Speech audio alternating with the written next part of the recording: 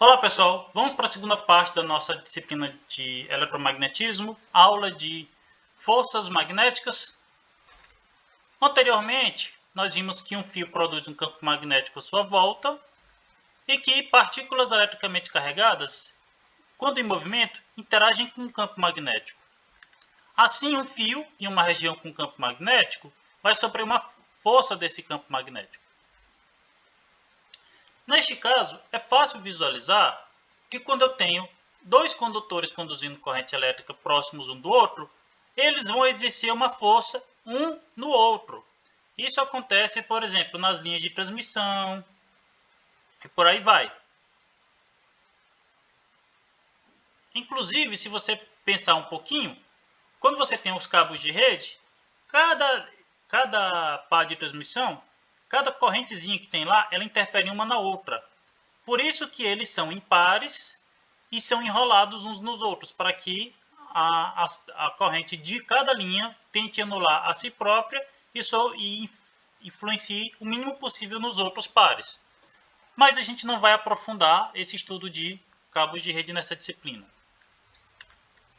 Bem, veja que essa força entre os dois fios, ela pode ser visualizada, a direção e o sentido, pela regra da mão esquerda, a regra de Fleming, que nós já vimos aqui.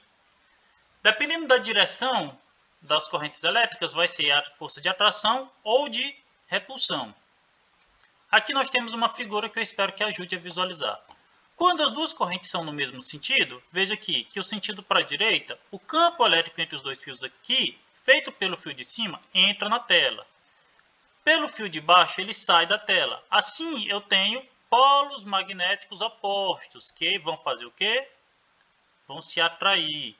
Se os sentidos forem opostos, no de cima vai gerar um campo magnético entrando na tela. O de baixo vai fazer outro campo magnético entrando na tela. Ou seja, os polos magnéticos aqui são iguais. Assim, a força é de repulsão. Eu tenho mais uma figura aqui que ela mostra os dois fios de cima, o campo magnético gerado por um deles e como ele interage com o outro. E aqui é vista em corte, ok? Essa aqui, lembre-se, é a regra da mão direita para o campo magnético produzido por uma corrente elétrica. Por isso que eu gosto de utilizar a regra da mão direita para o campo magnético e a da esquerda para a força sobre uma carga ou sobre uma corrente elétrica, para você não confundir as duas regras, da mão direita e da mão esquerda. A fórmula que me dá a interação entre dois fios é uma fórmula que ela é relativamente fácil de deduzir, mas não vamos fazer aqui. É aqui. Permeabilidade do meio, as correntes dos dois fios, L é o comprimento onde os dois fios interagem. Se eu tenho uma linha de 100 metros e uma de 50, obviamente que se as duas linhas interagem só durante os 50 metros da segunda, é o comprimento que eu vou usar. Mas se a interação entre as duas for só durante 25 metros, por exemplo, mesmo uma sendo de 50 e outra de 100, eu vou usar só 25 metros, ok? E dividido por 2π vezes a distância entre os dois fios. Eu também posso utilizar essa força por metro. No caso da força por metro, eu vou dividir a força total pelo comprimento total ou simplesmente uso 1 metro aqui no comprimento. Agora nós temos uma questão para resolver aqui. Eu dei dois fios separados por 5 metros. Eles conduzem correntes de 100 A em direções opostas e pedi para considerar a permeabilidade do vácuo. Percebe que eu pedi a força por metro, ok? Vamos substituir na fórmula. Nós temos a permeabilidade do vácuo, as correntes dos dois fios, 2π vezes a distância entre os dois, que é de 5 metros. A força que eu encontrei é de 0,0004 Newton por metro.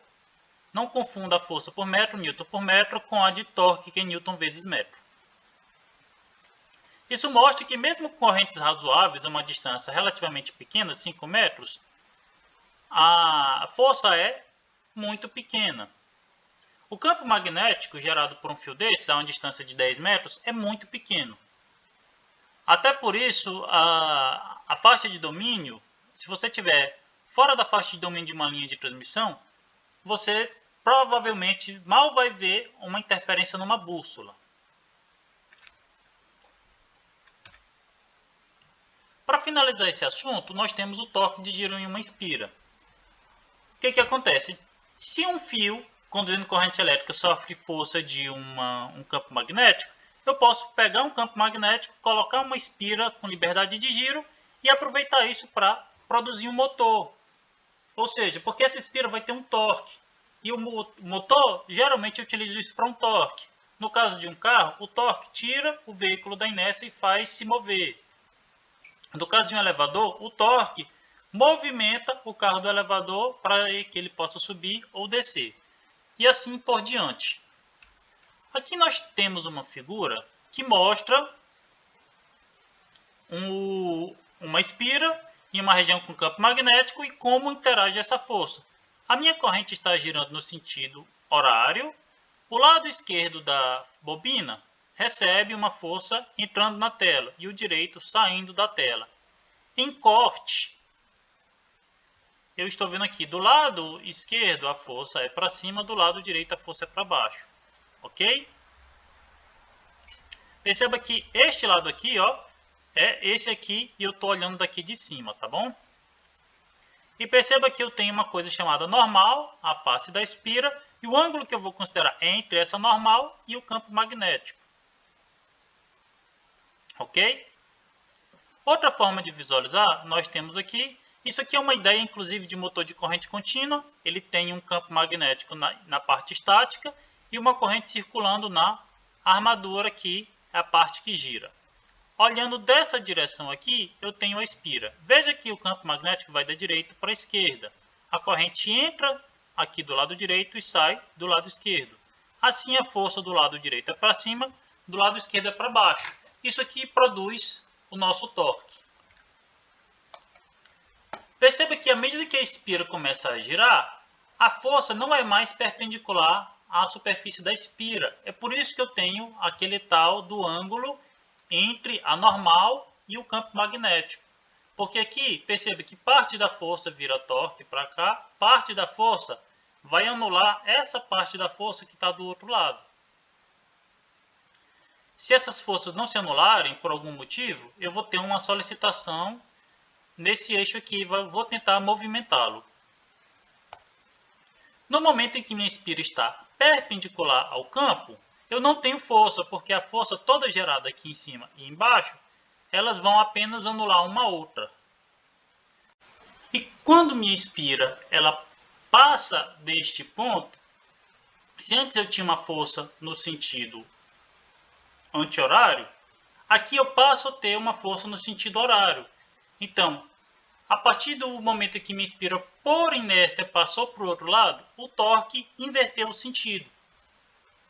No caso dos motores de corrente contínua, nós temos uma coisa chamada comutador que previne isso, que faz com que o torque seja sempre no mesmo sentido.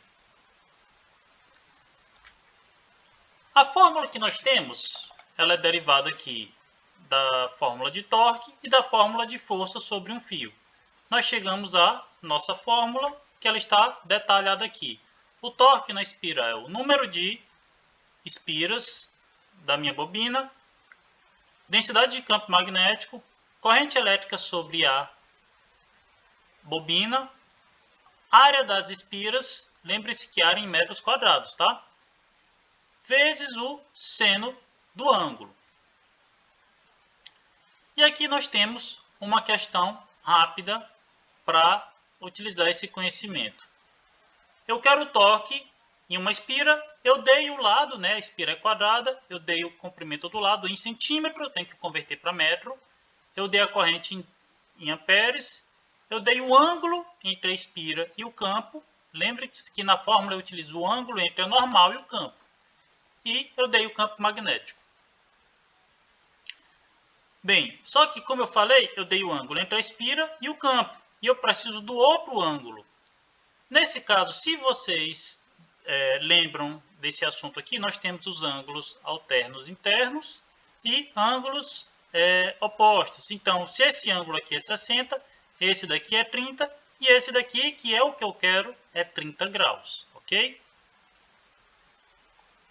Substituindo a nossa fórmula aqui, nós vamos ter número de espiras, campo magnético, corrente, área da espira. Eu dei em centímetro, tenho que converter para metro e calcular a área. O torque que eu vou encontrar é de 0,005 newtons vezes metro, unidade de torque, newton vezes metro, tá? Não confundam com newton por metro. Para finalizar esse assunto, vamos ver uma aplicação prática desse conteúdo. Como funciona um microfone e como funciona o fone de ouvido? O microfone, ele pega o movimento do ar feito pelas ondas sonoras e ele converte isso em uma corrente elétrica. Isso é feito através de um diafragma que movimenta a bobina ou o ímã para produzir uma corrente elétrica. Aqui, veja, eu tenho o movimento das ondas sonoras entrando no microfone. Esse movimento faz esse diafragma vibrar. Essa vibração do diafragma, neste caso aqui, movimenta a bobina. Como essa bobina vai se movimentar, o campo magnético gerado por esse ímã, que é o número 4, vai ser variável. Se eu tenho um campo magnético variável, eu tenho uma corrente induzida variável. Essa corrente aqui é que vai ser transmitida. Naturalmente que no meio do caminho, essa corrente vai ser amplificada para que ela chegue em valor adequado na caixa de som ou no fone de ouvido. E lá, normalmente, eu posso ter também outro amplificador para que o som saia no volume que eu quero. E o oposto do microfone é o fone de ouvido ou a caixa de som. Geralmente o fone de ouvido eu escolhi especificamente porque ele é bem pequeno. Se ele é bem pequeno, ele precisa de um ímã muito forte para produzir o som. O que acontece? Cada orelha eu tenho um transdutor que vai pegar a corrente elétrica, vai fazer movimentar um diafragma. Esse diafragma vai ser movimentado pela bobina, que vai estar ao redor de um ímã. Esse movimento vai voltar a gerar a onda sonora que eu vou ouvir, ok? Então essa é uma aplicação prática diária desse conteúdo que nós vimos, tá bom? Mais uma vez eu lembro que o microfone é, vamos dizer, o oposto do fone de ouvido. Inclusive tem gente que pega e consegue utilizar um fone de ouvido como microfone, mas deixo isso para vocês pesquisarem como se faz, ok? Com isso nós finalizamos este assunto. Muito obrigado a todos.